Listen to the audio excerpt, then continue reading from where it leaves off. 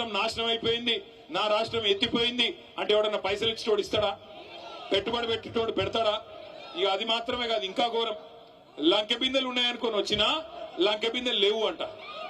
లంకె బిందెల కోసం ఎవరు తిరుగుతారు? అర్ధరాత్రి ఎవరు తిరుగుతారు? మీ గద్వాల కోటకాడ ఎవరు దొంగల?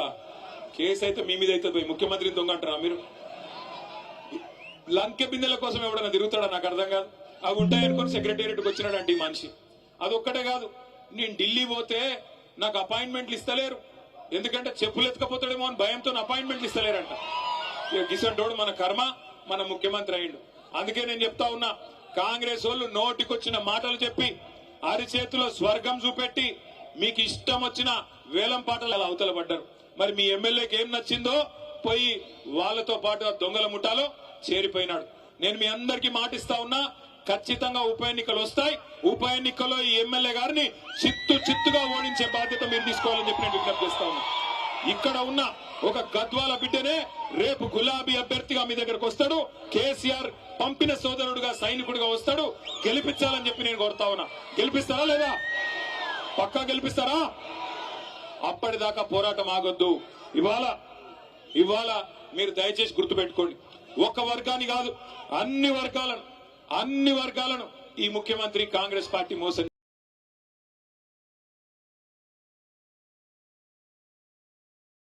చేసింది. దళితులకు చెప్పినారు కేసీఆర్ గారు దళిత బంధు అనే పథకం తెస్తే, ఆయనేందా ఇచ్చేది 10 లక్షలు, మమ్మల్ని గెలిపించండి 12 లక్షలు ఇస్తామన్నారు. ఒక్కల కన్నా వచ్చిందా 12 లక్షలు? అంబేద్కర్ అభయ హస్తం అన్నారు, వచ్చిందా? అభయ హస్తం శూన్య హస్తం అయింది. ఆడపిల్లలు చదువుకుంటే స్కూటీలు ఇస్తామన్నారు, వచ్చినాయా స్కూటీలు? స్కూటీలు లేవు కానీ లూటీ మాత్రం బ్రహ్మాండంగా చేస్తున్నాడు ముఖ్యమంత్రి. అట్లాగే 2 లక్షల ఉద్యోగాలు ఇస్తామన్నారు మా తమ్ముళ్ళకి. 2 లక్షల ఉద్యోగాలు. ఏం చెప్పినారు ఆ రోజు? 2 ఉద్యోగాలు ఊడగొట్టండి, 2 ఉద్యోగాలు ఊడగొట్టండి. కేసీఆర్ది కేటీఆర్ది అభయ హస్తం అన్నారు. 2 లక్షల ఉద్యోగాలు మొదటి సంవత్సరంలోనే ఇస్తామన్నారు. ఎన్ని ఉద్యోగాలు ఇచ్చినారు? ఇప్పటికీ 10,000 కంటే తక్కువ ఉద్యోగాలు ఇచ్చి కేసీఆర్ ప్రభుత్వంలో ఇచ్చిన నోటిఫికేషన్లకు మేమిచ్చినామని చెప్పుకోనికే సిగ్గు కూడా లేదు ముఖ్యమంత్రి గారికి. ఎవడన్నా మందికి పుట్టిన బిడ్డలు మా బిడ్డలు అని చెప్పుకుంటాడా? అట్లున్నది కాంగ్రెస్ ప్రభుత్వం. అట్లాగే నిన్న మొన్న మీరు చూసినారు, ఇవాళ నేను ఇక్కడికి వస్తుంటే ఒక తమ్ముడు అలంపూర్ కాడ బండి మీదకి వెళ్ళి అరుస్తున్నాడు గట్టిగా, గణపతి బప్ప మోరియా కావాలయ్యా యూరియా అంటున్నాడు.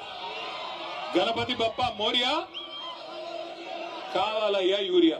ఎటువంటి దినం వచ్చిందంటే యూరియా కూడా బుక్కుతున్నారు కాంగ్రెస్ వాళ్ళు, దొంగనాయాలు. యూరియా కూడా అమ్ముకుంటున్నారు బ్లాక్ మార్కెట్ లో. అడ్డంగా దొబ్బుకొని పోయి రైతులకు ఇవ్వకుండా రైతులనేమో 4-5 రోజులు అక్కడ వానలో ఎండబెట్టి వానలో తడిచేటట్టు చేసి అది కూడా బ్లాక్ మార్కెట్ లో అమ్ముకుంటున్న దుర్మార్గులు రైతుల యూరియా అమ్ముకుంటున్నారు. పిల్లల గ్రూప్ 1 ఉద్యోగాలు కూడా అమ్ముకున్నారు. గ్రూప్ 1 లో కుంభకోణం జరిగిందని గ్రూప్ 1 పరీక్షల్లో 563 ఉద్యోగాలుంటే వాటిని కూడా అమ్ముకున్నారని చెప్పి మన ఆర్ఎస్ ప్రవీణ్ కుమార్ గారు పోతే పిల్లల దగ్గరికి వాళ్ళు చెప్తా ఉన్నారు. ఒక్కొక్క ఉద్యోగం, డిప్యూటీ కలెక్టర్ ఉద్యోగం 3 కోట్ల రూపాయలకు అమ్ముకొని మొత్తం 563 ఉద్యోగాలంటే దగ్గర 1700 కోట్ల రూపాయలు ఇలా దండుకున్నారు కాంగ్రెస్ నాయకులు. పిల్లల ఉద్యోగాలు అమ్ముకుంటారు, రైతుల యూరియా అమ్ముకుంటారు.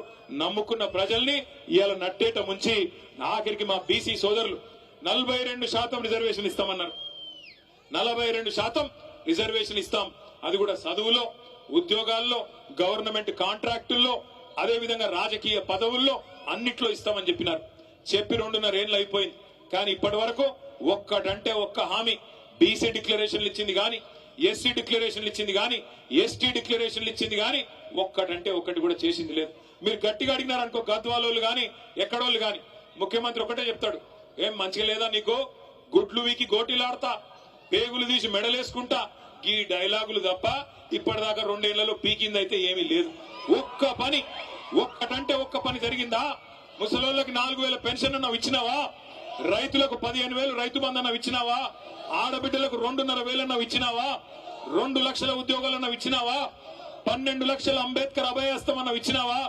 42% రిజర్వేషన్ అన్నావు బీసీలకు ఇచ్చినావా? ఒక్క వాగ్దానం కూడా అమలు చేయకపోగా ఇవాళ మనం తీసుకున్న గట్టు ఎత్తిపోతల పథకాన్ని ఎక్కడున్నదాన్ని ఎక్కడేసిన గొంగడు అక్కడనే అన్నట్టు అట్లే వదిలిపెట్టినాడు. మొత్తం గట్టు ఎత్తిపోతల పథకం ద్వారా గట్టు